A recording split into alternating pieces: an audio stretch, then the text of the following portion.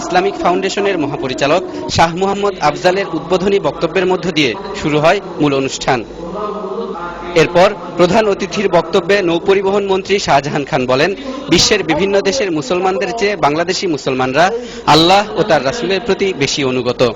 মন্ত্রী দাবি করেন, বঙ্গবন্ধু ও তার কন্যা শেখ হাসিনা ইসলামের মর্যাদা রক্ষায় অনেক কাজ করেছেন। এ সময় ধর্ম নিয়ে রাজনীতির খেলা বন্ধ করতে মুসল্লিদের প্রতি আহ্বানও জানান তিনি। আমাদের নেতা জাতির পিতা বঙ্গবন্ধু শেখ মুজিবুর রহমান তিনি এখানে মদ জুয়া হারাম করেছিলেন।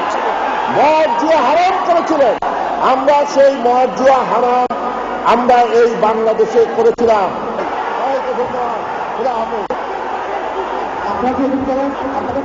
শাহজাহান খানের এমন বক্তব্যে উপস্থিত মুসল্লিদের মধ্যে ছড়িয়ে পড়ে তীব্র ক্ষোভ।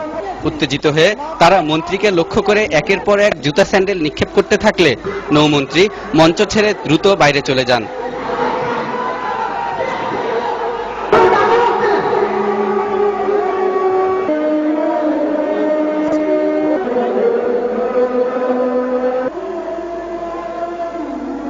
পরে দায়িত্বরত স্বেচ্ছাসেবকদের তৎপরতায় পরিস্থিতি শান্ত হয়।